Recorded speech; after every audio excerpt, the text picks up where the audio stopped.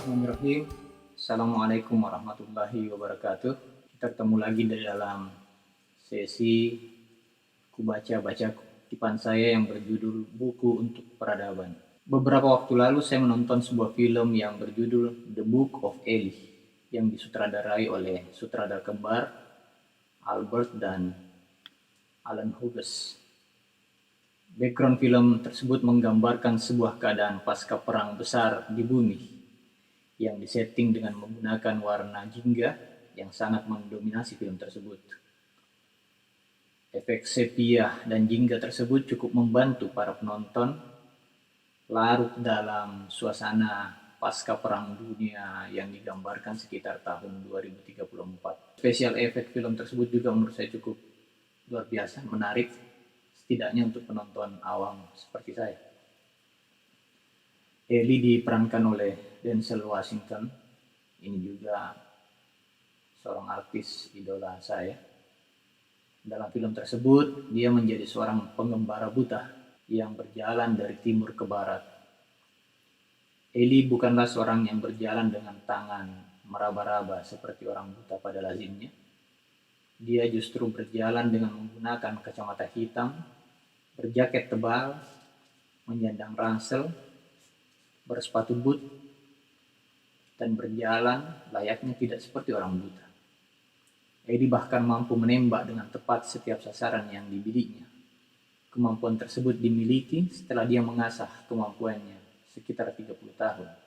Dalam pengembarannya ke barat, Ellie kemudian bertemu dengan perempuan bernama Solara, diperankan oleh Mila Kunis, yang sedang berusaha untuk mengambil sebuah buku yang ada dalam ransel milik Ellie.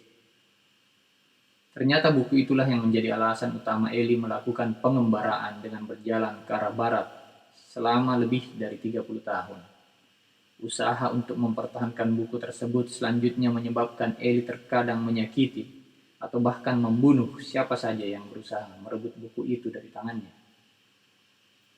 Selanjutnya Carnegie, diperankan oleh Gary Oldman, dan beberapa anak buahnya juga mengetahui tentang buku yang dibawa oleh Ellie. Mereka berusaha untuk merebutnya. Solara diperalat oleh Carnegie, kemudian tersadar dan memutuskan untuk berkawan dan mengikuti kemanapun Ellie berjalan.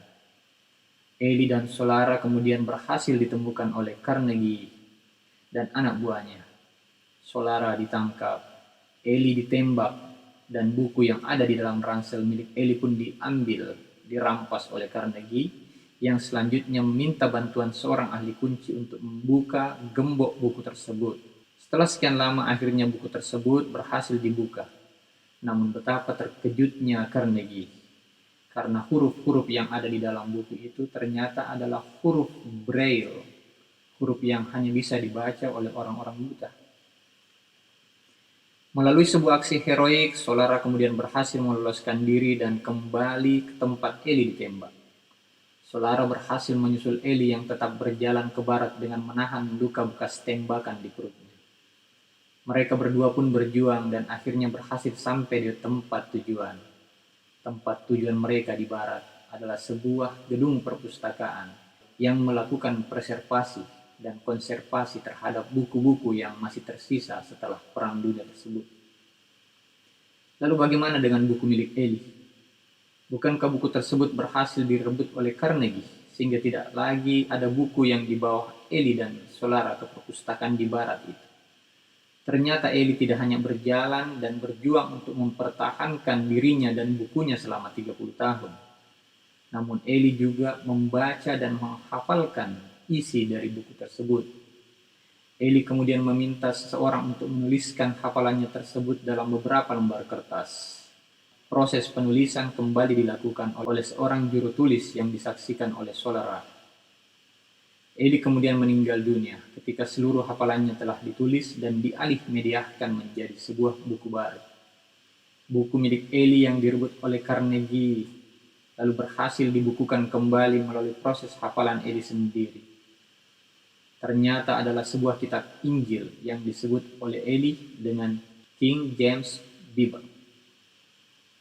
Kitab tersebut selanjutnya dicetak ulang dan digandakan lalu ditempatkan di sebuah rak khusus yang berisi berbagai kitab-kitab suci yang lain, berjejer dengan Al-Quran, Tanakh, kitab Torah, History of the Jew, dan beberapa kitab dan buku lain yang sudah didapatkan terlebih dahulu. Film The Book of Eli bercerita tentang kehancuran dunia akibat kekuasaan dan kejahatan manusia itu sendiri. Seorang pria dengan sebuah misi khusus selanjutnya menjadi penyelamat peradaban melalui perjuangannya untuk menyelamatkan satu-satunya buku yang dimilikinya. Buku digambarkan dalam film tersebut sebagai sebuah pengetahuan yang sekaligus menjadi sebuah sumber kekuasaan. Salah satu adegan dalam film tersebut berisi dialog.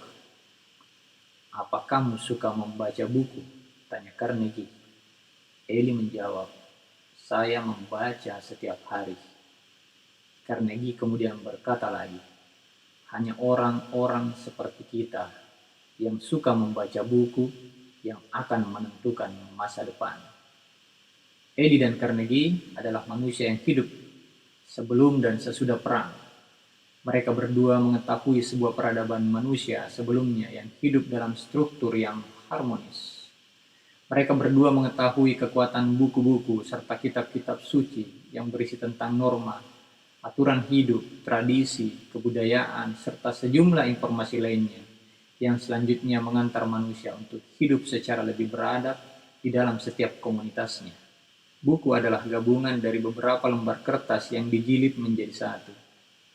Perkembangan dalam bidang informasi teknologi selanjutnya melahirkan buku dalam bentuk lain yang sekarang kita sebut dengan e-book, buku elektronik, yang kemudian berubah lagi menjadi buku digital. Buku lazimnya berisi gabungan huruf yang membentuk kata, kalimat, paragraf, sampai menjadi sebuah bacaan yang utuh. Setelah menyaksikan film The Book of Eli, saya kembali menyaksikan sebuah serial anak di televisi, Ipin Upin.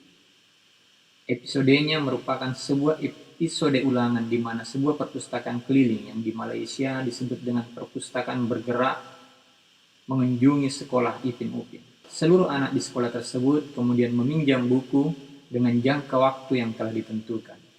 Ketika tiba saatnya untuk mengembalikan buku yang dipinjam, Jarjit, salah seorang tokoh anak dalam film tersebut, ternyata menghilangkan buku yang dipinjamnya. Hal tersebut menyebabkan pengelola perpustakaan bergerak tersebut mengenakan denda kepada si Jarjit.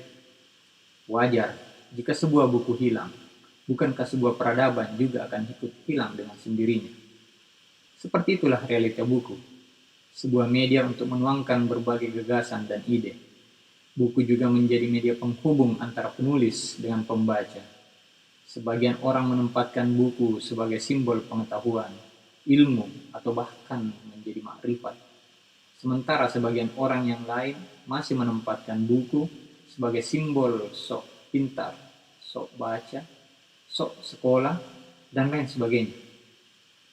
Namun yang paling mengerikan adalah sebagian orang yang justru hanya menempatkan buku sebagai sebuah media pembungkus bahan peledak yang digunakan untuk memusnahkan orang-orang yang tidak sekeyakinan dengan dirinya. Peradaban yang hilang mungkin masih bisa dirangkai kembali melalui buku-buku yang tersisa. Namun buku-buku yang hilang akan menghilangkan sebuah peradaban sampai ke akar-akarnya. Makanya, demi buku dan peradaban umat manusia, jadikanlah buku sebagai sumber pengetahuan dan berhentilah untuk menjadikan buku sebagai sebuah bom untuk peradaban. Terima kasih. Assalamualaikum warahmatullahi wabarakatuh. Ku